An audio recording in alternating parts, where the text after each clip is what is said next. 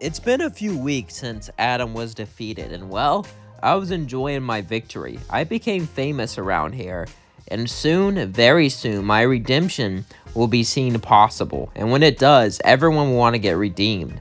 And no one will, well, I guess a few people want to do crime, but a lot of people won't. A lot of people want to try to get to heaven. But that will mean a lot of the big crime families will lose business. So I had to be careful. I knew I was going to be a target from them. Meanwhile, we cut to the V's, as Vox and Val were sitting together. They were quite pleased with the battle also. Everyone knew that they helped, and they got a lot of business because of that. However, I was the one who led the front, and I was the one who stopped Adam. Sure, I might not have been the one to take the final blow, but Adam is still gone because of me, and everyone knew that. Vox and Val would be sitting, as Vox would look at Val and say, "So, what's our next plan?" "Our next plan? I have an idea to get back at Charlie to make sure she doesn't see it coming." This would pique Vox's interest, as Vox would look at Valentino. "What do you mean by doesn't see it coming? Do you have a plan of some sort?" Valentino would simply laugh and say, "Of course I have a plan.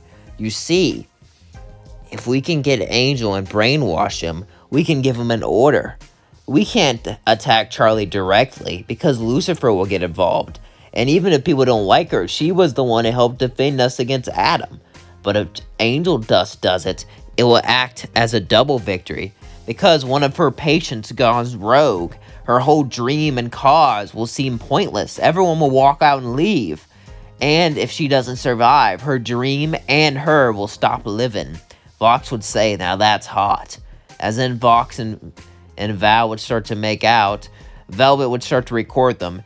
As Vox says, "Are you effing filming us right now?" I was using a magic spell to call heaven. As I said, "Hey, I'd like to schedule a meeting about redemption. I was wondering if you guys think it's possible now. You probably don't," but Sarah would then begin the jitter. "Eee!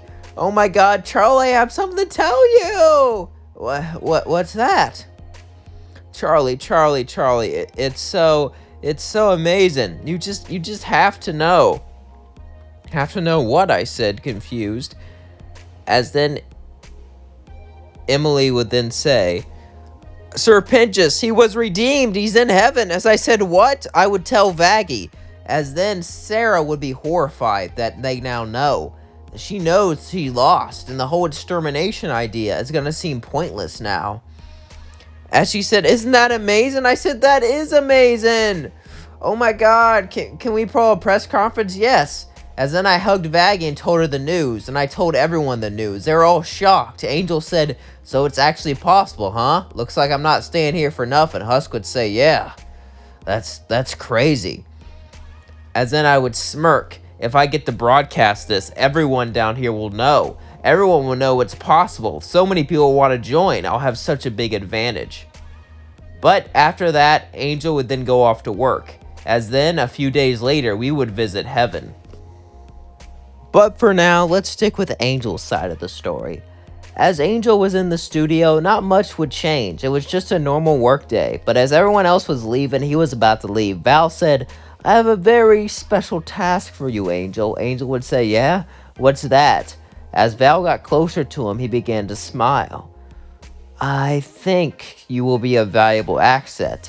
As suddenly he grabbed Angel. Angel tried to leave, but Val wouldn't let him as he held them tightly and began to pull them away. As Vox simply smirked. "Let's do this." Vox began to get out the equipment. As Angel would scream and cry for help, no one would help him, as Vox would start to brainwash him. It would start out as physical, then mental torture, as they started to get into his mind, get into his head, and begin to corrupt him slowly. As Velvet laughed, "This will be fun. He'll be a nice little toy for us." As then, Angel Dust was brainwashed. Not fully. They had an idea. They were going to make a phrase word. Once he heard this word, he would automatically attack me, as they hid an angelic weapon under his pillow in his bed. Once he heard that word, he would grab it and attack me. But until then, Angel will be himself, so no one is suspicious. And Angel won't even know about this.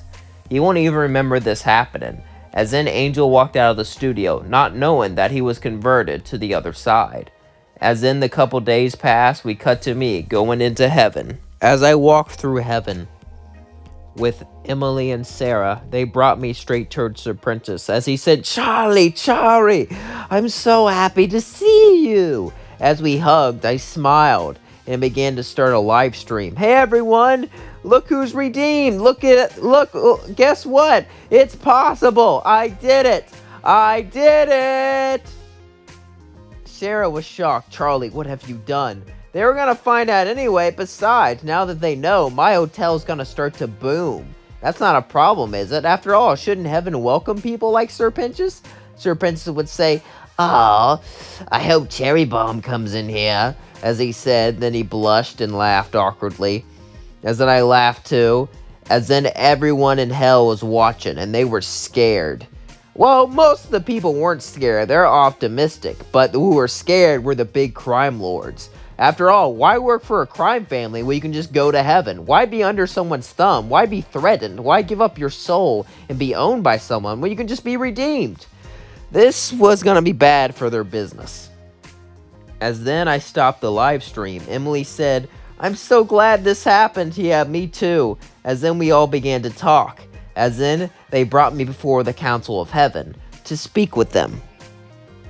As I looked up at the council, they all looked down on me. But this time, they knew redemption was possible. And Sarah could straight up try to deny it, but why keep up the exorcist? It failed. As soon as everyone learned about it, it failed instantly. And now that everyone knows, and everyone knows it's a failure, and that Charlie is a success, why would they even bother to go against it? As then, they would all look at each other and say, "Well, we are going to give your hotel a chance, Charlie. We will start looking into your guests and see if they can be redeemed." I said, "Thank you." But suddenly, Lute would walk up, as she had an ace up her sleeve, or so she thought. As then I would say, "Oh, Lute, please don't try to use my mother against me." Everyone was shocked, as Lute said, "What?" Let's just say I already know what you're trying to do, and I've already fixed it. Lute would be terrified, as this was just a bluff. I knew, of course, but I didn't know her plan, but she didn't know that, as Lute just gave up because of my bluff. Vaggie said, "What? She was going to use your mom against you? How?" Sir Pinchus overheard some things, I told her. That's how I found out. She said, "That stupid tramp," as Vaggie got mad at her. As then we began to talk things over, it was seen that we could redeem people, so Sarah would let us do it. As then we all started to fly down, but before we did, Lute would walk up to me and say, "You know, your mother will never come back down there, right? And she's with us now. How's it feel to have your own mother backstab you?" And I would say, "How's it feel to have your best friend perish?" As then we would go down to the has-been place, to the has-been hotel. As we went down there, I felt confident. I felt like I won the moral victory and that nothing could stop me. However, I knew that something was coming. I wasn't an idiot. I was fighting hell's hierarchy now. Not the hierarchy of the 7 deadly sins or anything like that, but the sinner hierarchy. First, I fought against heaven. Now, it'll be against hell itself. And I knew they would come after me, so I had a plan. I would start to call my dad, as Lucifer answered, "Hey, what's up, sweetie? I heard the good news. I can't believe, well, you did it. Seems like you were always right to dream." "What's up?" I said, "Dad, they're gonna come after me. The overlords. And I know they won't do it directly, because they want to face your wrath. Could you protect me? Stay at the hotel and not let anyone know?" Lucifer would think about this and say, "Sure I will," as he hung up. "My daughter wants me to protect her. Take that, depression." Things were definitely going well for me. However, I knew I had a bounty on my head, and it was only a matter of time. I had to change things quickly. If I didn't change things before they took me out, it'd be too late. However, I was in Charlie's body. I had a lot of potential, a lot of power. So as long as I kept my guard up, and I even called my father here just in case, I should be good. And besides, they'll never try to take me on directly. That'll be suicide. So I have to make sure that no one takes me from behind. I have to be sure the hotel is always secure. and I have to be sure that I will be the one left standing. As all these thoughts went through my head, I simply smirked as I held Vaggy's hand, as I was the queen of this new world. However, I saw something for a split second.